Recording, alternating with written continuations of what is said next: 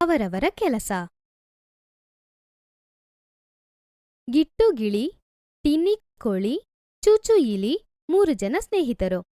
ಮೂವರು ಒಂದೇ ಮನೆಯಲ್ಲಿ ವಾಸ ಮಾಡ್ತಿದ್ರು. ಗಿಟ್ಟು ಗಿಳಿ ಕಾಡಿನಿಂದ ಹಣ್ಣು, ನದಿಯಿಂದ ನೀರು ತಗೊಂಡ್ಬರ್ತಿತ್ತು. ಟಿನ್ನಿ ಕೋಳಿ ಮನೆ ಕೆಲಸ ಹಾಗೂ ಮನೆ ಅಡಿಗೆ ಮಾಡ್ತಿತ್ತು. ಚೂಚು ಇಲಿ ತೋಟದ ಎಲ್ಲ ಕೆಲ್ಸ ಮಾಡ್ತಿತ್ತು. ಮೂವರು ಅವರವರ ಕೆಲ್ಸ ಅವರವರೇ ಮಾಡ್ಕೊಂಡು ತುಂಬಾ ಪ್ರೀತಿಯಿಂದ ಬಾಳ್ತಿದ್ರು. ಅಲ್ಲೇ ಪಕ್ಕದಲ್ಲಿರುವ ಮರದಲ್ಲಿ ಕಾಲು ಕಾಗೆ ಇತ್ತು.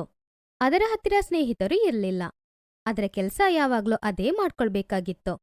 ಅದಕ್ಕೆ ಗಿಳಿ ಹಾಗೂ ಕೋಳಿಯ ಸ್ನೇಹ ಸ್ವಲ್ಪ ಕೂಡ ಹಿಡಿಸ್ಲಿಲ್ಲ. ಒಂದಿನ ಗಿಟ್ಟು ಗಿಳಿ ಹಣ್ಣು ತಗೊಂಡ್ ಬರಕ್ ಹೋಯ್ತು. ದಾರಿಯ ಮಧ್ಯೆ ಕಾಲು ಕಾಗೆ ಭೇಟಿಯಾಯ್ತು.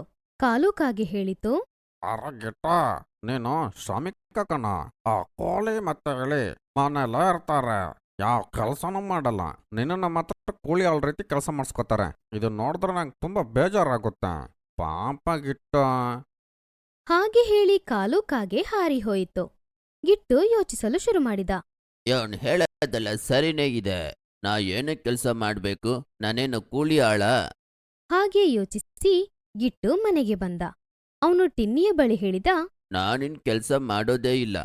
ನಾನೇನು ಇಲ್ಲಿ ಕೂಲಿ ಆಳ? ನೀವ್ ಮಾತ್ರ ಆರಾಮಾಗಿ ಮನೇಲೇ ಇರ್ತೀರಾ, ನನ್ನ ಮಾತ್ರ ಕೆಲಸ ಮಾಡಕ್ ಹೇಳ್ತಿರಲ್ಲ. ಟಿನ್ನಿ ಹೇಳಿತು, ಹೌದಾ? ನೀನು ಹಾಗೆ ಯೋಚಿಸೋದಾದ್ರೆ ನಾಳೆಯಿಂದ ನೀನು ಮನೆಯ ಕೆಲಸ ಮಾಡು, ನಾನು ನೀರ್ ತಗೊಂಬರ್ತೀನಿ. ಮರುದಿನ ಟಿನ್ನಿ ನೀರ್ ತಗೊಂಬರಕ್ ಹೋಯ್ತು. ಚೂಚು ಇಲಿ ತೋಟದಿಂದ ತರಕಾರಿ ತಗೊಂಬರ್ತಿತ್ತು. ಗಿಟ್ಟು ಅಡಿಗೆ ಮಾಡ್ತಿದ್ದ. ಗಿಟ್ಟುಗೆ ಅಡಿಗೆ ಮಾಡಕ್ ಬರೋದಿಲ್ಲ. ಅದು ಕೈಯನ್ನು ಸುಟ್ಕೊಳ್ತು. ಅಡಿಗೆನೂ ಸುಟ್ಟೋಯ್ತು. ಅದು ಅಳಕ್ ಶುರು ಮಾಡ್ತು. ಟಿನ್ನಿ ಚೂಚು ಇಬ್ರು ಮನೆಗ್ ಬಂದ್ರು. ಅವ್ರು ಬಂದು ನೋಡ್ದಾಗ ಅಡಿಗೆನೂ ರೆಡಿಯಾಗಿಲ್ಲ. ಅವನು ಅಳ್ತಾ ಇದ್ದ. ಗಿಟ್ಟು ಹೇಳ್ದ, ನನ್ನಿಂದ ಅಡಿಗೆ ಮಾಡಕ್ಕಾಗಲ್ಲಪ್ಪ. ಇಲ್ಲೋಡು, ನನ್ ಕೈ ಸುಟ್ಕೊಂಡೆ. ಚೂಚು ಅವನಿಗೋಸ್ಕರ ಮದ್ದು ತಗೊಂಡ್ ಬಂದ. ಟಿನ್ನಿ ಅವನ ಕೈಯಿಗೆ ಮದ್ದನ್ನು ಹಾಕಿದ್ಲು. ಆಮೇಲೆ ಅಡಿಗೆ ಮಾಡಿದ್ಲು. 3 ಜನ ಊಟ ಮಾಡೋದಕ್ಕೆ ಕೂತ್ರು. ಆಗ ಟಿನ್ನಿ ಹೇಳಿದ್ಲು, ಮನೆ ಕೆಲಸ ಮಾಡೋದ್ರಲ್ಲಿ ಯಜಮಾನನೂ ಇಲ್ಲ, ಕೆಲಸದಾಳೂ ಇಲ್ಲ. ಯಾವ ಕೆಲ್ಸಾನೂ ಚಿಕ್ಕದೋ ಅಲ್ಲ, ದೊಡ್ಡದೋ ಅಲ್ಲ. ಎಲ್ಲರೂ ಸೇರ್ಕೊಂಡು ಎಲ್ಲ ಕೆಲ್ಸನ ಮಾಡ್ಬೇಕು.